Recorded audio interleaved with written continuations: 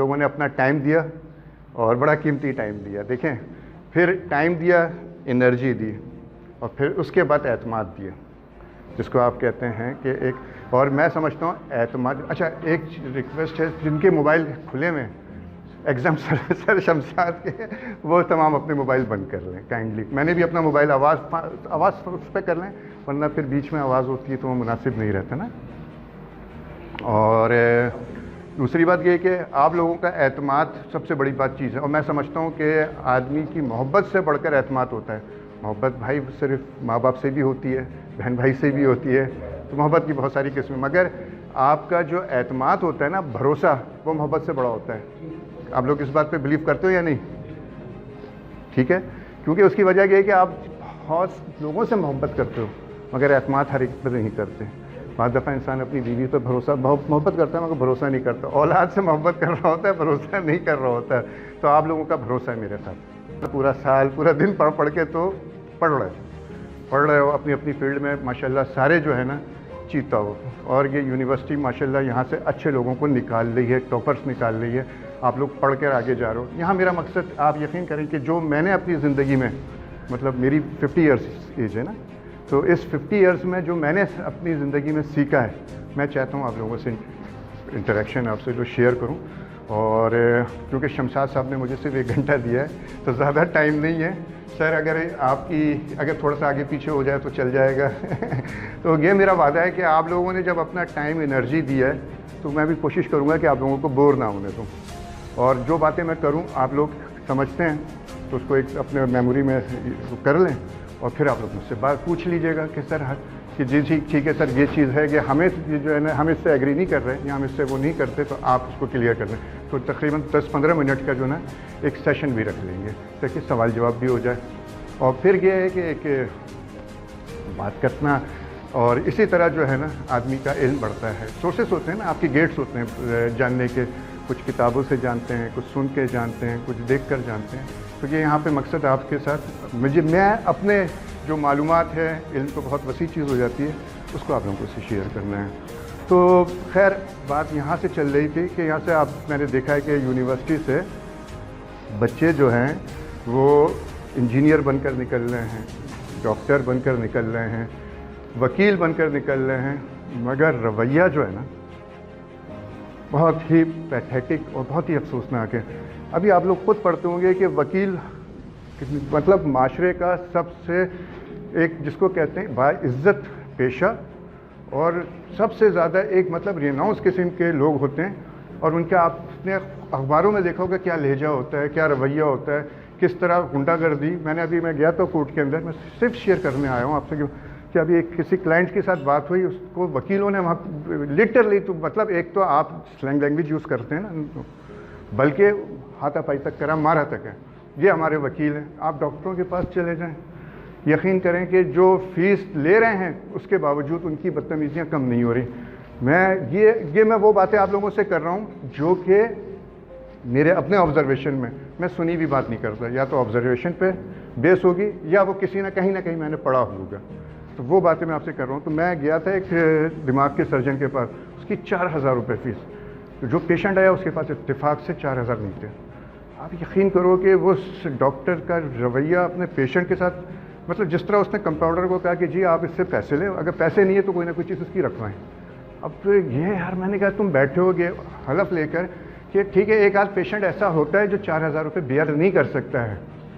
تو خیر بڑی میری مطلب کہنے کا مقصد کیا ہے کہ یہ پڑھ لکھنے کے باوجود بھی ہمارے رویوں میں, ہمارے کردار میں, ہمارے بیہیویئر میں اور ہمارے ایٹیچیوڈ میں جو ہے نا وہ کمی ہے.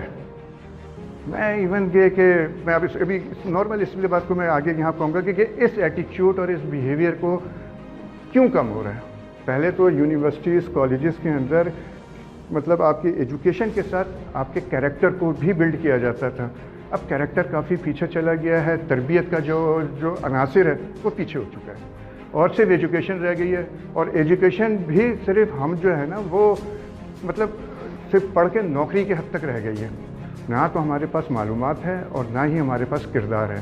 اور کردار صرف یہ نہیں ہے کہ ٹیچر اس کا مورد ہے, اس کردار کو بنانے میں سب سے بڑے جو دشمن ہیں، معذرت کے ساتھ اگر آپ لوگ چاہو تو مجھ سے بعد میں آرگومنٹ کر لینا، وہ ہمارے ماں باپ ہیں۔ ہمارے ماں باپ ہمارے سب سے بڑے دشمن بنے ہوئے ہیں۔ وہ بھی خدا نخواستہ اس لحاظ سے نہیں کہہ رہا ہوں، مطلب یہ کہ آپ کو چوری کی تربیت آپ کے گھر والوں سے ملتی ہے، لڑائی جھگڑے کی تربیت آپ کو گھر والوں سے ملتی ہے، ایون کہ آپ کو جو آپ کی جس کو مطلب کہتے ہیں کہ آپ کی فطرت کو ڈیولپ جو جس انداز میں کیا جاتا ہے، ایون ماں باپ آپ کو بزدل بنا دیتے ہیں یہ۔ اور کوئی ماں باپ اگر کسی ماں باپ سے بات کی جائے تو وہ چاہتے ہیں کہ ان کا بیٹا جو ہے نا مطلب اخلاقیات کی اور تعلیم کی اور آپ کے جو ہے پروفیشنل وائز مطلب ہائٹ کو چھو رہا ہو۔ بھائی جب آپ گھر سے خدا نخواستہ اس کو وہ تربیت نہیں کر سکتے تو وہ اس کا وہ لیول نہیں ہوگا۔ میں ماں باپ کے اوپر اس لیے یہ بات نہیں کر رہا ہوں کہ خدا میں میرے بھی ماں باپ تھے، اللہ ان کو جنت نصیب کرے، اللہ آپ لوگوں کے ماں باپ کو بھی سلامتی دے ہیں، مگر ماں باپ کا جو رول ہے وہ غیر دانستہ طور پہ اتنا غلط ہے کہ بچوں کی نفسیات کو برباد کر دیتا ہے۔ دیکھیں موسٹلی میں نے دیکھا ہے کہ ہمارے یہاں کی جو مائیں ہوتی ہیں، میں اس کی مثال دیتا ہوں کہ ایک معمولی چھپکلی سے اتنا ڈر رہی ہوتی ہیں اور اس کا اثر بچوں پہ آ جاتا ہے۔ اچھے میں نے بندے دیکھے وہ چھپکلیوں سے ڈرتے پھر رہے ہیں، یار اس چھپکلی کی کوئی حیثیت نہیں ہے، وہ کاٹ لے تو آدمی مرتا نہیں ہے، مگر یا 3 فٹ آدمی بھاگ رہا ہوتا ہے، ایک مرد ہو کر مسلسل چھپکلی سے بھاگ رہا ہے۔ دوسرے یہ دیکھیں نا، وہی بات ہے کہ ایک چیز آتی ہے یہ پیچھے سے ہوتی ہے۔ ہمارے یہاں کے ماں باپ بچے کو جھوٹ بولنا سکھاتے ہیں۔ چھوٹی سی مثال لے لو، کوئی گھر میں اگر کوئی نہیں ہے، آپ ہیں تو جا کر چھوٹے بچے کو کہہ رہے ہیں بیٹا بول دو کہ گھر پہ کوئی نہیں ہے، ہم جا کر بول رہے ہیں انکل وہ گھر پہ کوئی نہیں ہے۔ یہ تو مطلب ہماری ایک نرچرنگ ہو رہی ہے نا۔ موبائل پہ کوئی نہیں ہے بیٹا، اس کو اٹھا کر کہہ رہے ہیں کہ جی بول دینا بیٹا گھر پہ پاپا نہیں ہے۔ ہم کیا سیکھ رہے ہیں، کیا سبق دے رہے ہیں؟ پھر دوسری بات یہ ہے کہ ہم جو ہے یہ تو ایک چھوٹی سی میں پرائے میں بات کر رہا ہوں، ہمارے ہاں اگر خدا نخواستہ ہم کہتے ہیں بیٹا ماں کے اوپر نہ چڑھو، بیٹا وہاں پہ اندھیرے میں مت جانا، چھوٹے بچے کو یہ سکھایا جاتا ہے کہ بیٹا ادھر کمرے مت جاؤ، وہاں بھو بیٹھا ہوا ہے، وہاں ہو بیٹھا ہوا ہے۔ بیٹا وہ ہو اور بھو جو ہے نا ہماری نفسیات میں بس گیا ہے، ہمیں مستقبل میں وہ ہو اور بھو بڑھنے نہیں دے رہا۔ ہمیں جب یہ اس طرح کے بابا بیٹھا ہوا ہے مت جاؤ وہ کاٹ لے گا، وہ اس کا امپیکٹ کتنا غلط آتا ہے بچے کی جو نفسیات ہے نا۔ یہ اس لیے آپ سے ڈسکس کر رہا ہوں کہ وہ پیدائش سے لے کر اور ساتھ تک اس کی جو سائیکالوجی جو ہوتی ہے نا، نفسیات اس میں ڈیولپ ہو جاتی ہے۔ ہمارے یہاں ماں باپ کا یہ جب کیریکٹر ہوگا تو پھر بچہ 7 سال تک تو وہ ماں باپ کے جھگڑے دیکھ رہا ہے، ماں باپ کی ہو اور بھو دیکھ رہا ہے، یہاں نہ جاؤ، یہ نہ کرو، وہ نہ کرو، زندگی میں اس کے راستے روک لیتا ہے۔ بیٹا یہ نہ کرنا گر جاؤ گے، بیٹا وہ نہ کرنا سب اس احتیاط کے چکر میں آپ کو جب آپ ایک اسٹیج پر آتے ہو نا تو کہیں نہ کہیں آپ کے مائنڈ نہیں بلکہ سب مائنڈ کے اندر وہ آپ رکے ہوئے ہوتے ہو، اور اس کا جو کانفیڈنس لوز جو آپ کا کانفیڈنس ہوتا ہے وہ یہی ہمارے ماں باپ ذمہ دار ہوتے ہیں۔ میں خدا نخواستہ یہ بات نہیں کہہ رہا کہ ماں باپ کے لیے، میں اس لیے کہہ رہا ہوں کہ انشاءاللہ اللہ نے چاہا تو جتنے بچے بیٹھے ہیں، جتنی بچیاں بیٹھی ہیں، اللہ سب کے نصیب اچھے کریں اور سب اپنے گھروں میں خوش رہیں۔ کل کو آپ لوگ بھی ماں باپ کا رول ادا کرو گے بیٹا، تو یہ خیال کرو کہ کل جب آپ کھڑے ہوگے تو آپ کہاں کھڑے ہوگے، تو یہ تمام چیزیں آپ کو سوچنی ہیں۔ ایسا ہی ہے نا، تو یہاں سے آپ کو اپنے کو جب تک درست نہیں کرو گے، آپ اپنے بچوں کی درستگی کیسے لے سکتے ہو؟ ایک بہت بڑا نفسیات دان تھا، آپ کتنے لوگ جانتے ہوں گے، سگمنڈ فرائڈ، نام سنا ہے بیٹا آپ لوگوں نے؟ کسی ایک نے بھی نہیں سنا؟ سگمنڈ فرائڈ بہت بڑا نفسیات دان تھا کہ آسٹریلیا میں پیدا ہوتا ہے 1856 کے اندر، اور آج جتنی سائیکالوجی ہے، جتنی نفسیات ہے، اسی کا جو بانی ہے وہی ہے۔ تو جب سگمنڈ فرائڈ ایسا ہے، میری بیٹی خود بھی سائیکالوجی کے اندر ماسٹری کر رہی ہے، تو میں نے اس لیے آپ سے ڈسکس کرا، میں پڑھ رہا تھا اس کو، تو اس کے پاس ایک دفعہ ایک عورت آئی اور اس عورت نے آ کر 2 سال کا بچہ لے کر آئی، اور اس نے کہا کہ میں چاہتی ہوں کہ میرے بچے کے لیے آپ کچھ کاؤنسلنگ کریں، کچھ رائے دیں تاکہ یہ آگے کچھ کر سکے۔ اس نے کہا بیوی آپ اپنے بچے کو لے کر چلی جائیں۔ اس نے کہا کیوں؟ کہنا آپ تقریباً 2 سال کے لیٹ نہیں بلکہ آپ 3 سال لیٹ ہوئی ہیں۔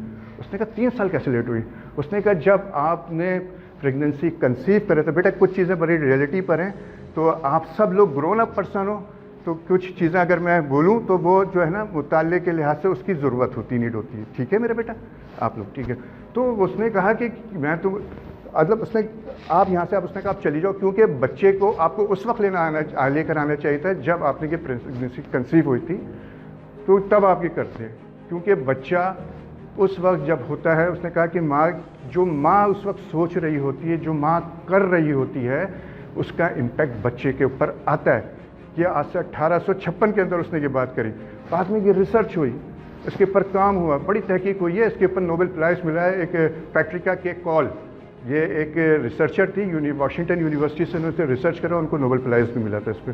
اور یہ بات ثابت ہو گئی ہے کہ بچے کی نفسیات کا جو دار و مدار ہوتا ہے، جو بچے کی نفسیات بنتی ہے، وہ ماں کے کوکھ سے بنتی ہے جب پریگننسی ہوتی ہے۔ اور یہی وجہ ہے کہ آپ اب دیکھو کہ اسرائیل کے اندر 30-35 سال سے وہ لوگ یہ کر رہے ہیں کہ جب ان کے یہاں جب کوئی بھی خاتون پریگننسی کنسیو کرتی ہیں تو وہ ان کو ٹریننگ دینا شروع کرتے ہیں، میتھمیٹکس کی، ان کے ساتھ ان کو کاؤنسلنگ کی، اور ایون ان کے کنسلٹیشنز باقاعدہ ان کو لینا پڑتا ہے، رجسٹریشن کرانا پڑتا ہے، اس کے بغیر خالی دواؤں پہ سے گزارا نہیں ہوتا ہے۔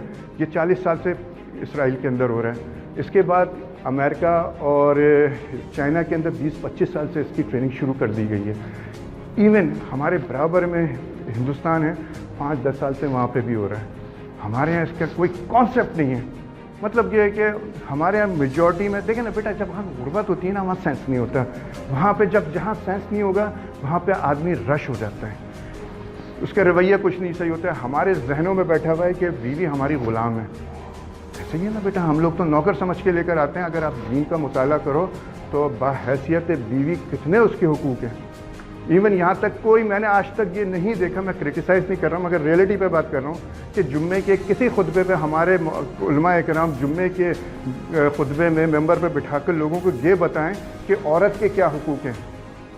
حقوق یہاں تک ہیں کہ اگر عورت، آپ کی بیوی اگر آپ کو کھانا بنا کر نہیں دیتی ہے، روٹی بنا کر نہیں دیتی ہے، تو بیٹا آپ لوگ اس کو نہیں کہہ سکتے کہ یار تم روٹی پکاؤ، کھانا پکاؤ، وہ کر دے، وہ اس کا احسان ہے، بس اتنا ضرور۔ مگر اس کی ذمہ داری بچوں کی نگہبانی ہے۔ ہاں اتنا ضرور کہہ سکتے ہو کہ یار یہاں بچے کی 2 روٹی پکا رہی ہے، وہاں اس کی 4 بنا دو، اس میں سے آپ لوگ کھا لو، مگر اس کو انفورس نہیں کر سکتے۔ نہ وہ آپ کی ماں کے کام کرنے کا حقدار رہے، نہ وہ آپ کے باپ کے کام کرنے کی حقدار ہے۔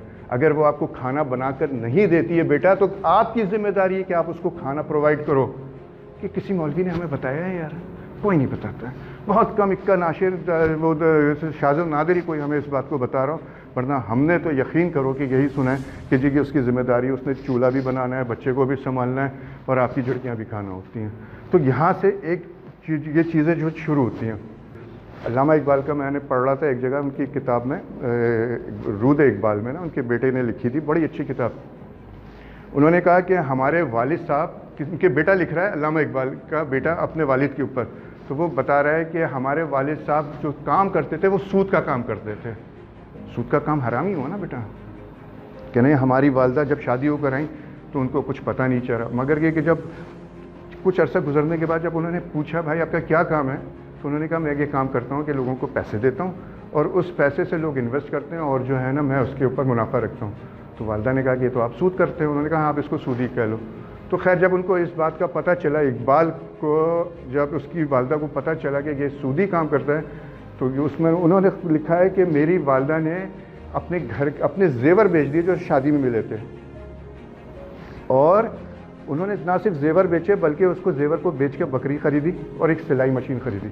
انہوں نے اپنے شوہر کو بلا کر کہا دیکھیں میرا آپ کا کوئی جھگڑا نہیں ہے، آپ جو کام کر رہے ہیں میں نہیں سمجھتی کہ رزق حلال ہے، اس میں آپ کو برا نہیں ماننا چاہیے، میں نے اپنا انتظام کر لیا ہے، میں اس بکری سے دودھ لوں گی اور جو سلائی کروں گی اور جو پیسے آئیں گے اس سے میں اپنا اور اپنے بچے کی میں پرورش کروں گی۔ تو بات کہنے کا سمپل یہ ہے کہ جب ماؤں کا یہ کیریکٹر ہو کہ وہ اپنے مطلب پاکیزگی کو اور حلال کو اور اس تمام چیزوں کو وہ اس خیال پہ ہو، تو پھر اقبال جیسے ہی لوگ پیدا ہوتے ہیں۔ تو ہمیں یہ چیز یہ ہے کہ ہمارے ماں باپ کا بڑا اس چیز کے اندر بڑا رول بنتا ہے۔ خدا نہ خواستہ وہی میں بات اسی پہ کہہ رہا ہوں کہ ماں باپ کے لیے کوئی ایسی بات نہیں ہے کہ کیونکہ ماں باپ کے معاملے کی جہاں تک بات ہے بیٹا، سورہ بنی اسرائیل کے اندر، سورہ نساء کے اندر ماں باپ کے لیے یہاں تک حکم آیا ہے کہ اگر ماں باپ ظلم کریں، ظلم کا لفظ استعمال ہوا ہے، تو اف نہ کرو، یار ہمیں تو اگر اماں تو قریباً 200 روپے دینے کے بجائے 100 روپے کم دے دینا، ہم اماں سے کہتے ہیں یار یہ کیا ہے یار، آپ کو تو خیال ہی نہیں ہے میں وہاں. اور کتنی جگہ جو ہے ہم بوٹیوں پہ اماں سے لڑ رہے ہوتے ہیں. ہم تب یہ ایک ہم سے مطلب ایک ہمارا رویہ ہے، کیونکہ اماں دوست بھی تو ہوتی ہیں نا. ابا سے تو بات کرتے ہوئے تھوڑا سب کو وہ ہوتے ہیں، اماں کو جس طرح چاہو چلا دو بیچاری کیا بولے. مگر یار آپ یہ دیکھو ٹھیک ہے بے تکلفی اور دوستی اپنی جگہ، مگر رسپیکٹ کا جو ایک معیار ہے وہ تو ہمیں رکھنا ہے نا. قرآن کیا کہہ رہا ہے کہ ماں باپ اگر ظلم کریں، ظلم کی ڈیفینیشن، ظلم آپ کیا سمجھتے ہیں کیا ہوتا ہوگا؟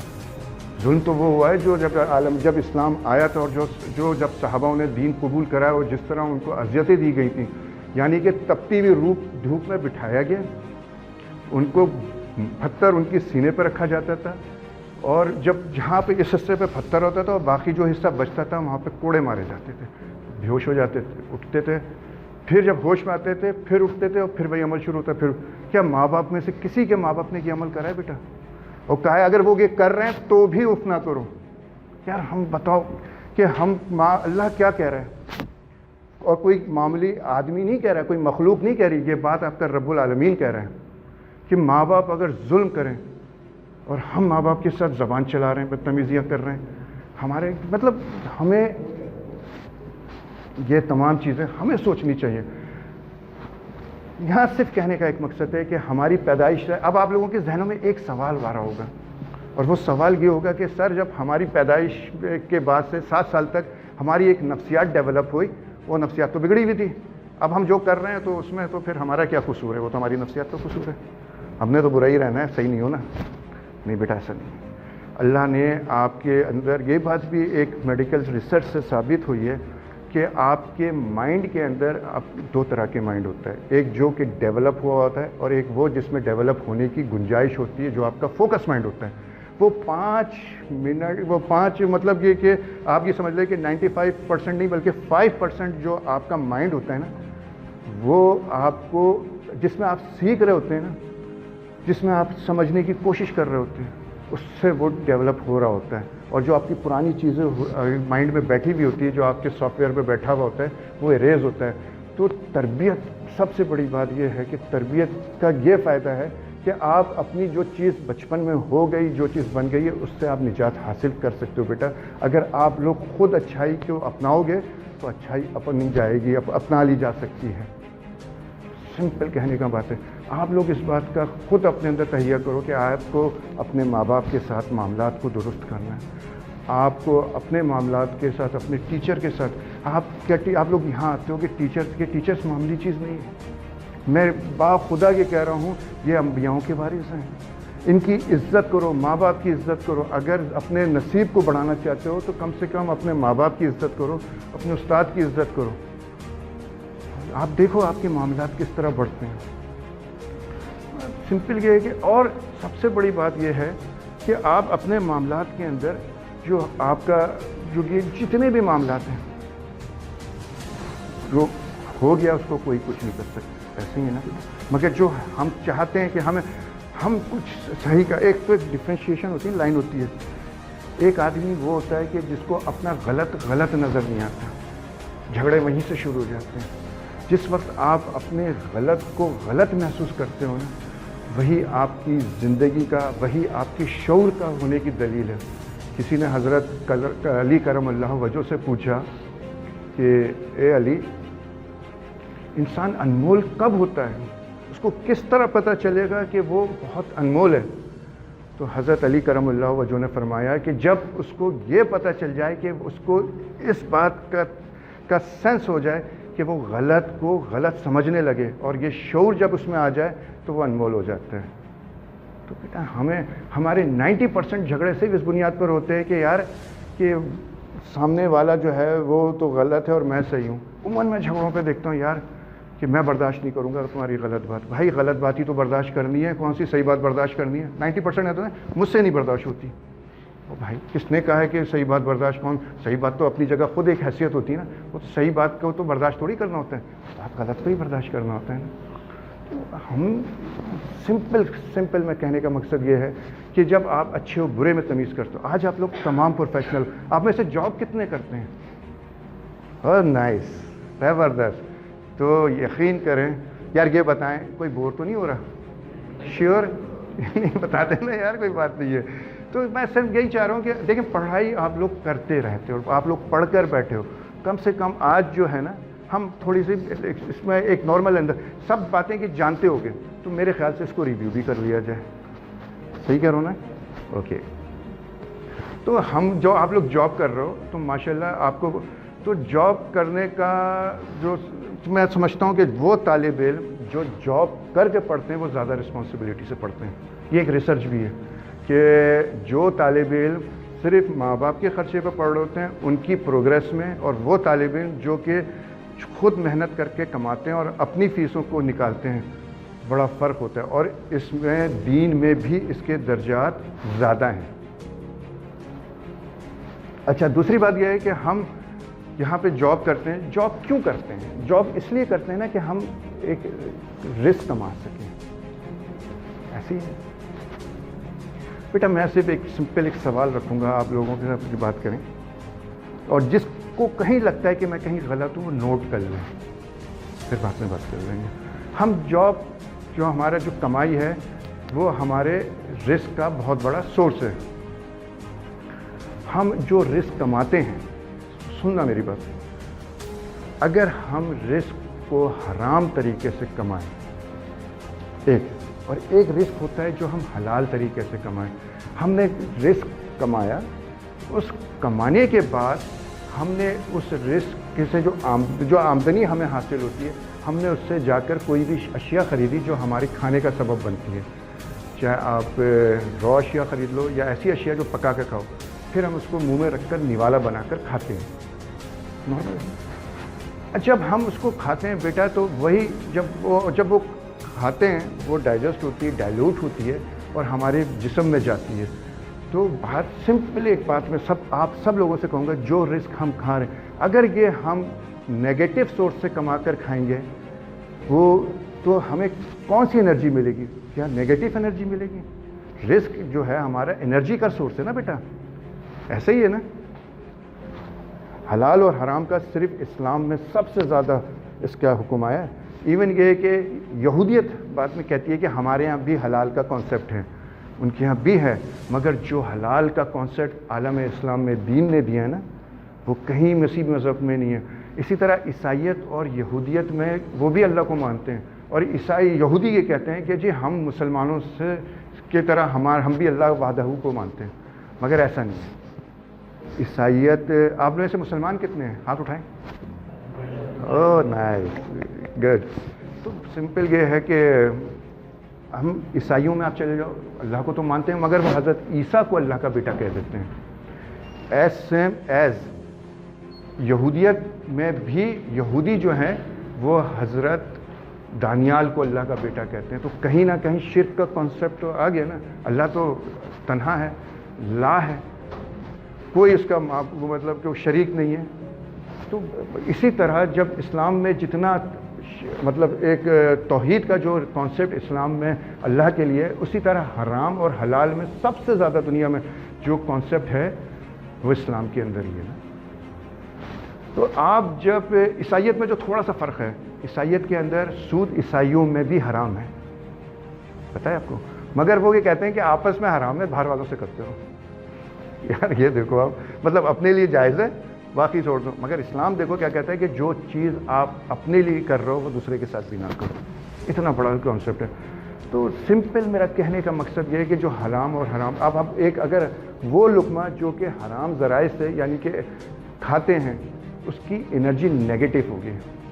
अब आपने जब नेगेटिव एनर्जी आप अपने अंदर डालोगे, वही आपके खूनों में जा रही है, वही डाइल्यूट होकर आपकी दिमाग तक आ रही है। तो मुझे एक बात बताओ बेटा कि नेगेटिव एनर्जी को रखते हुए पॉजिटिव एनर्जी क्रिएट कर सकते हो आप लोग? कभी नहीं कर पाओगे। कुछ भी कर लो, ना आपकी सोच अच्छी हो सकती है, ना आपका अमल अच्छा हो सकता है। ये है हराम और हलाल का, ये है पॉजिटिव और नेगेटिव का मामला। इसलिए हमें कहा गया है कि हम, अच्छा दूसरी बात ये है कि जब आप हराम खाओगे तो जो आप सोच रहे हो उसका कोई इम्पैक्ट, अगर बात भी आप अच्छी कर रहे हो ना बेटा, तो उसका इम्पैक्ट कभी अच्छा नहीं आ सकता। हरम के बाद जो है मस्जिद, और मस्जिद के बाद आपकी यूनिवर्सिटीज़, आपकी दरसगाहें, سب سے مقدس جگہیں. صرف آپ اگر یہ نیت کر لینا کہ یار کہ میرا آنا جو میرا پڑھنا تو میرے اللہ کے لیے، تو وہ جب تک آپ اس یونیورسٹی میں رہیں گے آپ لوگوں کا اکاؤنٹ جو ہے نا چلتا رہے گا، میٹر کھلا رہے گا. بیٹا کتنی آپ لوگوں کو مفت میں آپ لوگوں کو یہاں پہ، جب کہ آپ لوگ ابے تبے بھی کر رہے ہوتے ہیں، کوئی نہیں اس کو الگ چل رہا ہے، مگر یہ ہے کہ نیکی کا اکاؤنٹ تو کھلا ہوا ہے نا، تو آپ نیکی کھول لیا کرو، 60 میں جب چلاتے رہو، جو بھی ہوگا وہ مائنس ہو جائے کرے، کچھ نہ کچھ تو اکاؤنٹ میں آ جائے گا نا. تو یہ ضرور کرو. تو سمپل میرا کہنے کا مقصد کیا ہے کہ آپ لوگ اپنے رزق کا بڑا جو ہے نا معاملات ہیں، اپنے رزق کو حلال کرو. حلال رزق کماؤ گے تو پھر وہ زندگی میں اس کا امپیکٹ بھی آئے گا. اور پھر دوسری بات ہے، آپ لوگ ماشاءاللہ سارے کمانے والے، الحمدللہ بہت زبردست بات کری، مگر آپ لوگ اگر چاہتے ہو کہ آپ کے رزق میں بھی برکت ہو اور آپ کی زندگیوں میں برکت ہو، بیٹا دینا سیکھو، رزق کو بانٹنا سیکھو. ہماری سوچ یہ ہوتی ہے ابے یار اس کو کیا کھلائیں، وہ تو پاگل بنا رہے ہیں ہمیں، مگر میں نے مطلب آپ ابے وہ تو چھوڑو گا اس کو. بیٹا اگر وہ آپ سے اگر دیکھو، پیٹ چاہے فقیر کا ہو یا غریب کا ہو، پیٹ تو بھوک تو سب کو ہی لگتی ہے نا. آپ اگر بادشاہ کو بھی کھلا دو گے نا، یا تو آپ کو وہی اجر ملے گا جو آپ ایک غریب کو کھلا رہے ہو. آپ تمام صاحب ایک ساتھ بیٹھے ہوئے، اگر کوئی آپ سے یہ بولتا ہے نا یار کہ بھوک لگی ہے چل یار جلدی سے سموسہ کھلا دو، بیٹا نہیں مناتے، آپ اس کو کھلا دو. اس نے آپ سے ایک ڈیمانڈ کری، آپ اپنے رزق کو بڑھانا چاہتے ہو نا تو رزق کو بانٹنا شروع کرو. لگتا تو یوں ہے نا یار کہ ہم جو کما رہے ہیں یار اس میں سے اگر اس کو دے دیا تو ہمارے پاس تو کم ہو جائے گا، اپریشیٹ ہو جائے گا، مگر ایسا نہیں ہے. اللہ پاک کیا فرما رہا ہے؟ اللہ پاک فرما رہا ہے کہ میں آپ کو مطلب یہاں تک آیا ہے کہ جہاں تک رزق بانٹنے والوں کے لیے رزق بانٹنے والا سخی ہوتا ہے، اور سخی اللہ کا دوست ہے. میں آپ کو حدیث قدسی بتاتا ہوں. حدیث قدسی کو کتنے لوگ جانتے ہیں کہ حدیث قدسی کس کو؟ ہاں بیٹا بتاؤ. بے شک بالکل صحیح بات. یہ وہ بات جو کہ نکلی نبی کے منہ سے ہے اور کہی اللہ نے ہے، مگر وہ قرآن نہیں بنی، وہ حدیث ہے. تو یہ ہے وہ حدیث قدسی. اس سے زیادہ افضل حدیث اس کے بعد صحیح آتی ہے یا دوسری حدیثیں آتی ہیں. یہ قدسی حدیث میں بتا رہا ہوں، اور جس پہ حکم آیا تھا کہ ایک مرتبہ نبی پاک صلی اللہ علیہ وسلم جنگ کا نام تو میرے ذہن سے نکل گیا کون سی جنگ تھی، مگر ایک جنگ میں قیدی پکڑ کر آئے گئے، تو اس میں حاتم طائی کی پوتی کو پکڑا گیا. جب وہ آئی گئی تو کسی نے کہا یا رسول اللہ یہ حاتم طائی کی پوتی ہے. جنگ کے جب قید کیے جاتے تھے، جب غلام بنائے جاتے تھے تو اس میں قیدی آتے تھے. تو حاتم طائی کی پوتی کا جب آپ نے نام سنا تو نبی پاک صلی اللہ علیہ وسلم اٹھ کے کھڑے ہو گئے. حاتم طائی مسلمان نہیں تھا، عیسائی تھا، مگر اس کی جو ثقافت تھی وہ اتنی تھی کہ آج بھی ہم اس کو پڑھتے ہیں، ایگزامپل کے طور پر پڑھتے ہیں. اس جیسا سخی کوئی نہیں تھا. تو نبی پاک صلی اللہ علیہ وسلم اٹھ کے کھڑے ہو گئے. جب آپ اٹھ کے کھڑے ہوئے اور اس کے پاس گئے تو اس سے جب پوچھا تو جب نبی نے کو یہ پتہ چلا تو اس نے کہا کہ اس کے ہاتھ کھول دو. اس نے کہا اللہ کے رسول میرے ساتھ اور لوگ بھی موجود ہیں. انہوں نے کہا یار ان کو بھی آزاد کر دو. ان کو نہ صرف آزاد کیا گیا بلکہ نبی پاک صلی اللہ علیہ وسلم نے جو مال و تما جو جنگ میں انہوں نے پایا تھا وہ تمام واپس کر دیا. یہ میسج کیا جا رہا ہے کہ ایک سخی کے لیے ہمارے دین میں اس کی کیا پریورٹی ہے. حدیث قدسی ہے کہ اللہ پاک نے فرماتا ہے کہ سخی یعنی کہ دینے والا.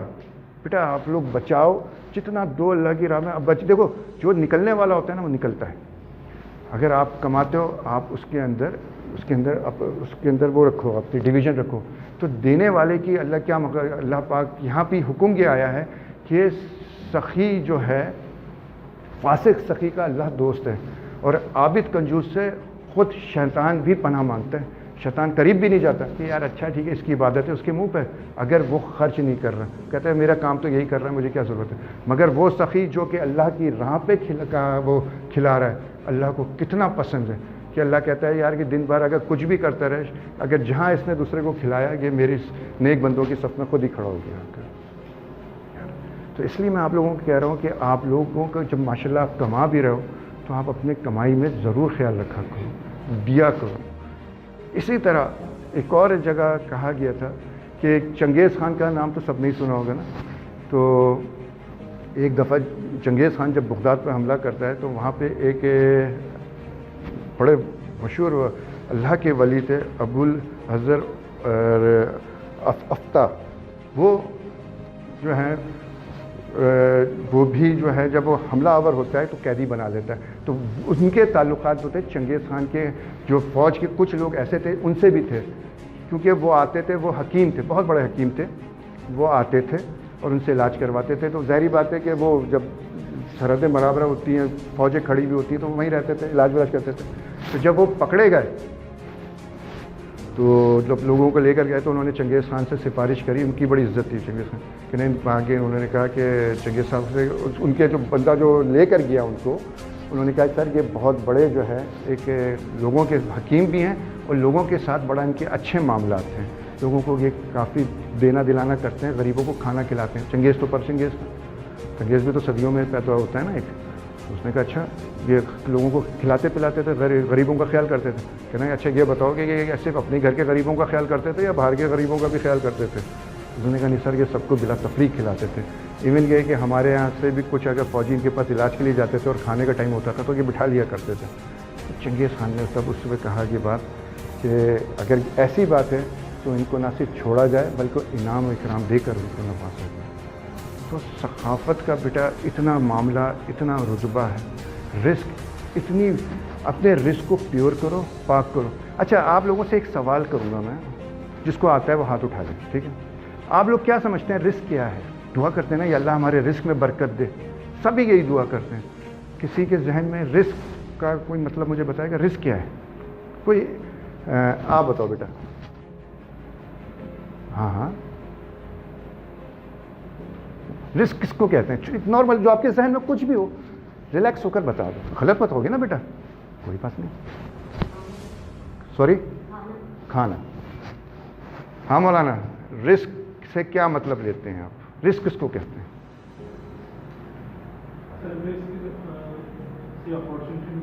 اپرچونٹی ملتی. اوکے ہاں بیٹا.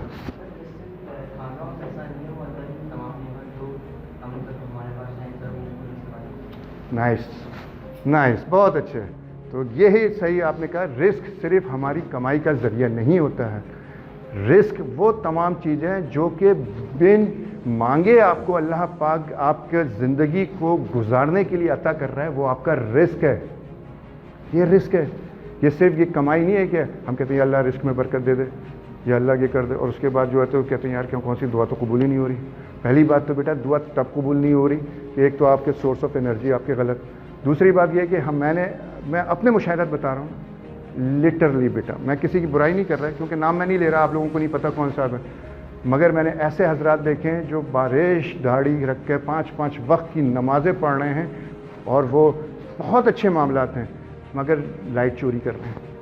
اب آپ مجھے بتاؤ جو بجلی چرا کر آپ اے سی چلا کر پوری رات اس اے سی میں نماز پڑھو گے، اس اے سی میں آپ تلاوت کرو گے، اس چوری کے اے سی کے اندر اگر آپ دعائیں مانگو گے یا کچھ کھاؤ گے تو وہ کہاں سے جائز ہو سکتا ہے؟ اور پھر ہمیں شکایتیں ہوتی ہیں کہ ہم پریشان بھی ہیں، ہم خیرات بھی کر رہے ہیں، ہم زکوٰۃ بھی دے رہے ہیں اور لوگوں کے ساتھ معاملات کر رہے ہیں. تو بیٹا ہمیں ہر چیز کو کہیں نہ کہیں ہمارا اپنا فالٹ ہے، ورنہ اللہ تو فرما رہا ہے میں تو تمہاری شرک سے زیادہ قریب ہوں. بات یہ ہے کہ ہمارا کیریکٹر بھی تو ہونا چاہیے نا کہیں نہ کہیں. کیریکٹر کا میں سمپل آپ کو ایک بات بتاؤں، کوئی بھی قومیں جو ہے نا بیٹا، قومیں آپ نے دیکھا ہوگا آج سے پہلے قومیں برباد ہو جاتی تھی، اللہ اٹھاتا تھا قوموں کو تباہ کر دیتا. ایسے ہی ہے نا، پوری قوم برباد ہو گئی. پتہ چلا کسی کے اوپر پتھر کی بارش ہو گئی، کسی پر آگ کی بارش ہو گئی، کسی کے اوپر جو ہے پانی کا وہ معاملہ ہو گیا. اور قوموں کا کیا صرف قوموں کے جو معاملات ہوتے جس پر اتنا پوری قوم برباد اور عذاب میں آ گئی. گناہ کیا ہوتے تھے؟ کوئی قوم نے شراب پی رہی، چلو کوئی قوم جھوٹ بول رہی ہے، کوئی قوم لوٹے قوم ہے، کوئی قوم جو ہے ناپ تول کے اندر ڈنڈیاں مار رہی ہے. یار یہ دیکھنے کو تو کوئی گناہ ہی ہمیں نظر نہیں آتے نا. اور ماشاءاللہ اب تو ہم امت محمدی تمام قوموں کی جو ہے نا ماشاءاللہ کوالٹیاں ہم میں اپنی قوم میں کے اندر موجود ہے. تو خیر وہ میں اس میں نہیں جاؤں گا. تو صرف ایک گناہ کے اوپر اللہ پوری قوموں کو برباد کرتا تھا. کبھی اللہ نے کسی قوم کو اس لیے برباد نہیں کرا بیٹا کہ اس نے نماز نہیں پڑھی. اس نے روزہ نہیں رکھا, اس نے زکوٰۃ نہیں دی. نماز روزہ زکوٰۃ یہ آپ کا اور اللہ کا معاملہ ہے, مگر جو معاملات آپ کے دوسرے کے ساتھ ہیں, ٹھیک ہے نا بیٹا, ہم کس کے ہمیں احساس نہیں ہوتا, ہم کھڑے ہوتے ہیں سامنے والے کو کس طرح دل آزاری کر دیتے ہیں, کس طرح ہم دوسرے کو جو ہے جھٹلا دیتے ہیں. تو صرف کہنے کا میرا مقصد یہ ہے کہ کوئی قوم اس لیے تباہ نہیں ہوئی ہے کہ وہ صرف عبادت کی کو چھوڑنے کی وجہ سے اللہ پاک ان کو گرفت میں لے رہا ہے. قومیں اس وجہ سے تباہ ہوئی ہے کہ کہیں نہ کہیں اخلاقی کمی, کوئی نہ کوئی ایک اخلاقی کمی کی وجہ سے پوری قوم کو ایلیمنیٹ کر دیا. ہماری زندگیوں میں سب سے امپورٹنٹ چیز جو ہوتی ہے ہماری زندگی ہے. یہ زندگی بہت امپورٹنٹ ہے. بات یہ ہوتی ہے کہ یہاں میں اگر آپ کو یہاں پہ میں آ کر لیکچر آپ کو دے سکتا ہوں, میں اسٹیون کووے کو میں نے پڑھا ہے, میں نے رابن شرما کو پڑھا ہے, میں نے کئی انگریز آتھر ڈیوانا ڈیونچو کو پڑھا ہے, کافی کتابیں پڑھی ہیں. میں صرف مقصد یہ ہے کہ میں کھڑا ہو کر آپ کو کمیونیکیشن کے اوپر بھی بات کر سکتا ہوں, میں کھڑا ہو کر آپ کے ساتھ تقریباً 5 گھنٹے میں آپ کے ساتھ کمیونیکیشن اسکلس پہ بات کر سکتا ہوں, میں مارکیٹنگ کے اوپر بات کر سکتا ہوں, ہر موضوع پہ. مگر یہاں آ کر یہ چیز آپ لوگ اپنی یونیورسٹی میں بیٹا کر رہے ہو. خدا کے لیے آپ کی اتنی تعلیم اور اتنا مرتبہ حاصل کرنے کے بعد اگر کیریکٹر میں کہیں آپ کی کمی ہے تو بیٹا پھر اس تعلیم کا کہیں نہ کہیں سوال تو کھڑا ہوتا ہے نا. میں صرف اس لیے آ کر آپ لوگوں کو میں نے کہا یار آپ تھوڑا سا ٹاپک کو نا چینج کر دیں, آپ لوگوں کے ساتھ ایک وہی بات کرنی ہے جو ہمیں زندگی گزارنا چاہیے. زندگی کیا ہے, کوئی زندگی کو بتا سکتا ہے؟ واٹ از لائف, چھوٹا سا کوئی ڈیفینیشن. یہ جو ٹائم اسپین ہے نا بیٹا ہمارا, یہ زندگی ہے. ہاں بیٹا, اذان اور نماز کے درمیان جو وقفہ ہے وہ سر اب تو کی بات یہ ہے کہ یہ تو بات ٹھیک ہے, سب بہت کچھ کہتے ہیں, مگر یہ کہ اذان اور نماز کے درمیان کے وقفے کو بھی تو گزار رہے ہو نا بیٹا. بہرحال یہ ایک ان کی اس کا مطلب صرف یہ ہے کہ زندگی کی کوئی ٹائم اتنے مختصر ٹائم پہ ہے. دنیا اربوں سال سے ہے, اربوں سال سے, اور اربوں سال رہے گی. جی سر. اچھا کیا ٹائم کیا ہو رہا ہے؟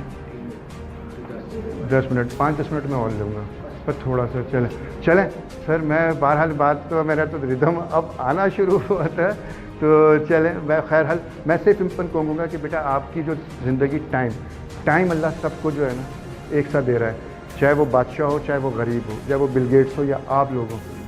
86,400 سیکنڈ سب کو مل رہے ہیں. اب یہ آپ کے اوپر ہے. بل گیٹس کا اسپورٹ میں آپ کو بتا دوں اور پھر میں اس کو تھوڑا سا وائنڈ اپ کروں گا. سر 10 منٹ چاہوں گا اسے. چلیں, تو بہرحال بل گیٹس نے کہا تھا کہ آدمی غریب پیدا ہوتا ہے یہ اس کا قصور نہیں ہے, مگر آدمی اگر غریب مر رہا ہے تو وہ اس کا قصور ہے. تو کائنڈلی آپ تمام بچوں سے میں کہوں گا اپنی ٹائم کو کی امپورٹنس کو آپ لوگ سمجھو, ٹھیک ہے.